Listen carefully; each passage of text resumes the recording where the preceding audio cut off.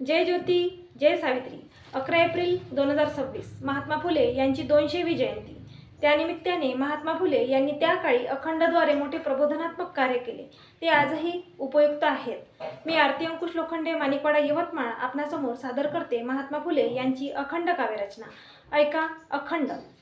हिंदू धर्माचे ब्राह्मण वकील, हिंदू धर्माचे ब्राह्मण वकील, लुटिले सकळ जनत्याने, लुटिले सकळ जनत्याने।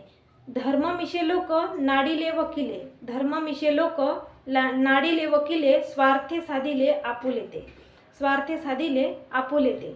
न लगे वकील देव दरबारी, न लगे वकील देव दरबारी, भक्ती एक खरी ज्योती म्हणे। न लगे वकील देव दरबारी, भक्ती एक खरी ज्योती म्हणे। या ओळींचा अर्थ सांगते।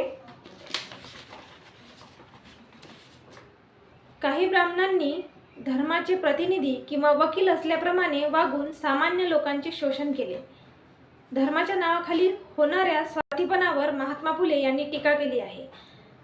धर्माच्या नावाखाली लोकांकडून पैसा, मान, सन्मान आणि अधिकार मिळवले। धर्म म्हणजे खोटा आणून लोकांना फसवले गेले आणि स्वतःचा स्वार्थ साधला गेला। ज्योतिबा फुले सांगतात की देवापर्यंत पोहोचण्यासाठी कोणत्याही मध्यस्थाची किंवा वकिलाची गरज नाही। खरी श्रद्धा, सत्य आणि मनापासून भक्ती हाच देवापर्यंत जाण्याचा मार्ग होय। या ओळीतून महात्मा फुले अंधश्रद्धा, धार्मिक शोषण आणि मध्यस्थी व्यवस्थेवर टीका करून सत्य भक्तीचा संदेश देतात। महात्मा फुले यांनी दिलेला संदेश आजही उपयुक्त असून त्यांनी दिलेले संदेश सर्वांनी उपयोगात आणावे ही विनंती सावित्री शक्तीपीठ पुणे महाराष्ट्राच्या वतीने आम्ही करत आहोत।